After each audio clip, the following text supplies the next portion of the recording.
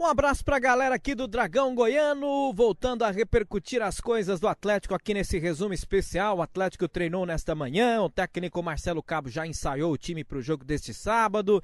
Jorginho treinou entre os reservas, não sentiu nenhum problema na coxa, a princípio fica à disposição do Cabo. Já o atacante Júnior Viçosa, atenção pra informação, tá fora, não vai ficar nem no banco de reservas nesse jogo de sábado. Provável time do Atlético com Márcio, Matheus Ribeiro, Marlon Lino e Michel, Pedro Bambu, William Schuster, Magno Cruz, Marquinho, Gilcinho e Alisson. O Jorginho deve ficar no banco de reservas, tá meio sem ritmo, voltou a treinar apenas nesta quarta-feira. Então fica difícil, aliás, quinta-feira, né?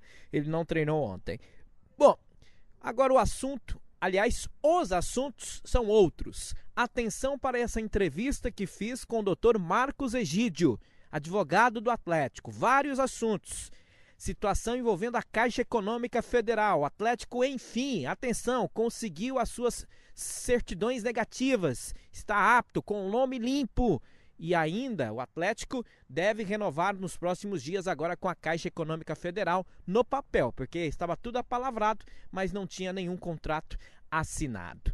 Vamos ouvir então Dr. Marcos Egídio sobre vários assuntos, especialmente a área, também em Aparecida de Goiânia. O Atlético negociou com a Prefeitura de Aparecida e, enfim, a partir de agora tem a sua área também lá no setor Buriti Sereno para ser trabalhada. Tudo acordado já estava já há algum tempo, né? Já há 6 meses a gente já vem trabalhando nessa proposta de fazer uma parceria com a Prefeitura de Aparecida, tanto que o Conselho Deliberativo e em conjunto com a Assembleia Geral do Clube se reuniu no começo do ano para tratar de alguns assuntos e aprovou a parceria, dando plenos poderes ao presidente para assinar o convênio. Esse convênio está sendo elaborado pelo jurídico da Prefeitura de Aparecida. Os pontos ainda vão ser discutidos ainda em reuniões, tanto reuniões internas nossas quanto reuniões em conjunto com a Prefeitura. E o objetivo é que a gente abra mais um ponto de treinamento, mais um local para que a população possa levar seus filhos também para a prática do futebol. E a área do Buriti Sereno é uma área que foi doada pelo Roberto Coimbra Bueno já há mais de 35 anos, inclusive com o aval da Prefeitura, e nós pretendemos realmente dar a essa área o verdadeiro objetivo dela, que é fazer um centro de treinamento para o amador. O Atlético está caminhando para isso. Nós vamos também voltar ao projeto de buscar recursos junto ao Ministério dos Esportes também para fazer um centro de treinamento. E, quem sabe, até criar opções também para o profissional no futuro. Qual que é a divisão? Como ficou definida essa divisão? Digamos assim, o pedaço, né, da área para Aparecida e o outro do Atlético? Bom, a área, na verdade, são duas áreas. São duas áreas de pouco mais de 30 mil metros cada uma. Então, uma área ela é exclusivamente do Atlético e a outra área que fica do lado oposto, lá do outro centro de treinamento do nosso adversário, ela será feito um condomínio. Então, será um único centro de treinamento onde o Atlético irá usar também esse espaço em conjunto com um clube que a Prefeitura de Aparecida indicar para também treinar junto conosco. Então foi dividida essa área, uma parte para a Prefeitura, que vai lá usar o seu condomínio, enfim, comercializar, e a outra do Atlético. Essa parceria com o Ministério dos Esportes, como que funciona a partir de agora? Porque tem que ter todo um trâmite, né? É uma negociação demorada? É um pouco demorado, mas ela nada muito que não consiga resolver esse ano ainda. Eu não sei se você lembra, em 2013, 2014, o presidente Valdivino, ele aprovou um financiamento para fazer um centro de treinamento na época. O Atlético conseguiu uma verba expressiva, acima de 10 milhões de reais, como foi muito ventilado. Ocorre que essa lei venceu em dezembro de 2014 e nós não conseguimos fazer a captação do recurso, por um único motivo: não tínhamos as certidões necessárias para isso, né, que era a certidão de FGTS, INSS, Receita Federal. Então nós não tínhamos. Hoje nós temos. Hoje o Atlético tem todas as certidões e está apto a fazer a captação do recurso. Então, qual que é o trâmite a ser trilhado? É voltar ao Ministério dos Esportes, desarquivar aquele processo, refazê-lo novamente e tentar obter o recurso que nós já conseguimos no passado e eu acho que não seria difícil conseguir novamente. Eu até ouvi de muitos torcedores, e aí eu gostaria que você compreendesse a pergunta, de que o professor Alcides teria que estar nessa reunião, ele é diretor das categorias de base do Atlético, está ajudando lá na Cioli, não foi convidado. Mas a gente sabe que tem também uma briga política aí, que são duas situações, o prefeito é de um lado e o professor Alcides é do outro. Foi por esse motivo? Por que o professor Alcides não foi convidado para essa reunião? Na verdade, quem provocou essa reunião foi eu e o procurador do município. Foi uma reunião jurídica para tratar de processo, para tratar de desistência e acordo de processo, porque vocês sabem que a prefeitura tem um processo contra o Atlético e está tramitando. O Atlético pode perder essa área a qualquer momento, basta ter um julgamento contra o Atlético. Então, como esse processo está tramitando, e há algum tempo já vinha a ideia de se fazer um acordo, eu chamei o procurador, falei, vamos fazer uma reunião. E por acaso, nessa reunião, ele chamou o prefeito e o Maurício ficou sabendo, eu falei para o Adson que iria, falou, vamos também, né? A gente vai formalmente para tratar de assuntos sociais, na verdade. Não estava tratando em nenhum momento de categoria de base, nenhum momento, até porque não se sabe se será o centro de treinamento de base. Pode ser profissional, pode não ser nenhum centro de treinamento. Então, a princípio, a gente não está tratando da construção de um centro de treinamento para a base. E por isso, talvez, que não foi chamado o professor Alcides, que é o nosso departamento. Mas nada contra o professor Alcides, poderia ter ido também, sem nenhum. Na verdade, a gente tratava de uma situação jurídica ainda de processo. Hora que resolveu o processo, aí que nós vamos tratar do convênio e do que vai ser feito no convênio. Aí, com certeza, ele pode estar presente. Deixa eu até aproveitar o gancho, o Dr. Marcos Egídio, para saber como anda a situação envolvendo aquele jogador lá de Brasília. Já está resolvido, o Atlético ainda tem uma pendência com Brasília em quesito na Justiça do Trabalho? Bom, eu não atuo no departamento trabalhista, né? Vamos falar assim, na área trabalhista do Atlético desde janeiro de 2014. Há algum tempo não sou eu que cuido dessa parte. Eu apenas acompanho de algumas reuniões, eu participo, então eu não seria o advogado para falar dos assuntos trabalhistas do Atlético. Mas o que eu posso te falar do que eu sei, que esse assunto está resolvido e não se fala mais nisso. Então o Atlético já tem todas as certidões garantidas e, eventualmente, até mesmo a questão da Caixa Econômica no futuro. Exatamente.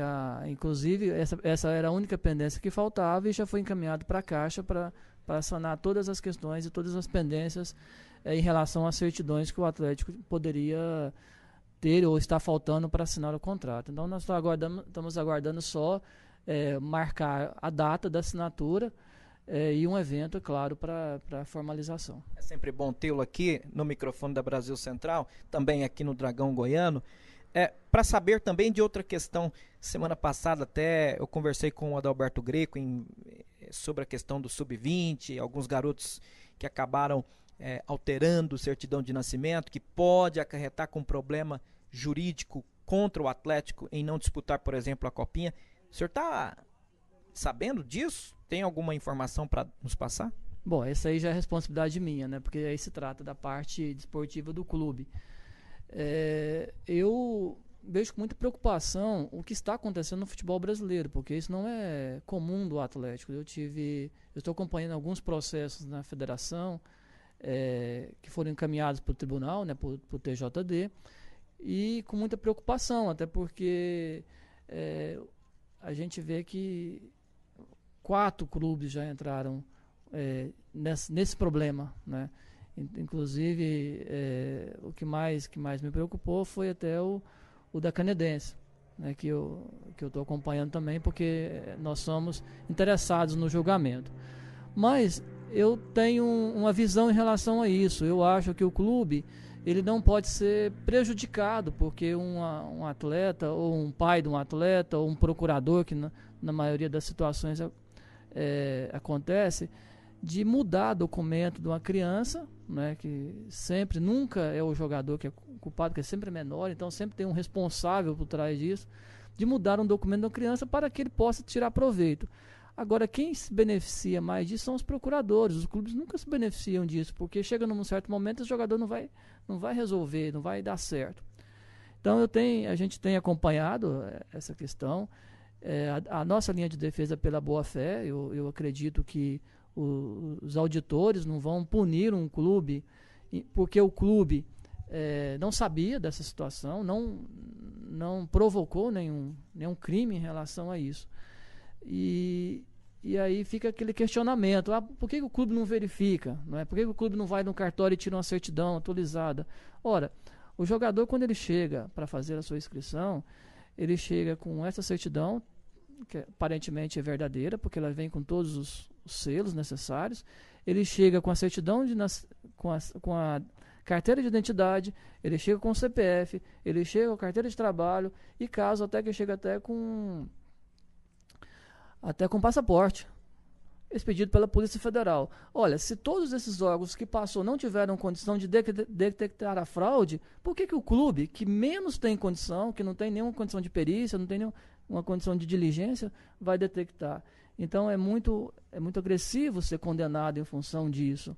É como se sua casa estivesse pegando fogo e de repente o bombeiro chegar e você pedir a certidão de nascimento dele para saber se ele é falso ou não aquela profissão, aquela atividade dele. Então, você não tem tempo para isso. Muitas vezes a gente é pego de surpresa, e isso não é a primeira vez que acontece no Atlético. Já aconteceu várias vezes, e por várias vezes, às vezes nós descobrimos, às vezes alguém denunciou e atletas já foram retirados do clube. Nós tivemos recentemente um atleta que jogou no Atlético, que foi até pro exterior e voltou e que estava com esse problema. Mas nada que pudesse... Quem? Bom, isso aí eu não vou falar, porque não pode prejudicar a carreira do jogador que ainda está atuando aí. Eu não sei se a situação dele já foi resolvida. Então a gente não quer prejudicar quem saiu do Atlético, mas não é difícil saber. E teve também o Anailson, né, que conviveu com isso no passado, teve aquele imbróglio todo, o próprio Sandro Hiroshi, e a gente não percebeu que os clubes foram punidos naquela oportunidade, e sim os jogadores, né? Então, você vê outros exemplos também que a gente pode citar, né, de jogadores que foram para a Europa e foram descobertos depois, quando saíram do Brasil, né? Como o próprio Adson, que saiu do Vitória e foi jogar acho que no Benfica, me parece, se não me engano, e que quando foi fazer uma cirurgia, descobriu que os ossos dele não eram compatíveis para aquela idade. Então, era 8 anos de gata. E nesse momento, ele já voltou para o Brasil preso. Quando ele desembarcou no Brasil, ele já foi preso. Então, existem muitos casos. E quando você parte para países emergentes ou de terceiro mundo, igual o Brasil, igual os países africanos, isso acontece demais. Então, há muita preocupação em relação a isso, pela FIFA, pela CBF aqui, para tomar providências e não deixar que isso aconteça. Aqui para encerrar com você, Marcos, Dr. Marcos Egídio, advogado, essa questão ainda, tem algum julgamento já marcado, alguma audiência? Você teme que o Atlético pode perder uma vaga na Copinha justamente por esse motivo? Olha, é possível, né? Porque o que define a vaga da Copinha é estar nas finais do campeonato goiano, né? Então é possível que isso aconteça, mas a gente vai conduzir esse processo aí com toda a nossa responsabilidade possível, todo o nosso conhecimento para que isso não aconteça, mas faz parte do mundo do futebol. É uma pena que isso possa acontecer. Aí essa entrevista com o Dr. Marcos Egídio, advogado do Atlético. O Dragão deve pegar algo em torno de R$1,5 milhão que estava bloqueado junto à Caixa Econômica Federal por patrocínios anteriores. E agora renovar o contrato com a Caixa. Do Dragão, tá tudo aí. Informando Multilaser, tecnologia e inovação. Um abraço a quem me abraça, então falou e disse: maravilha, galera!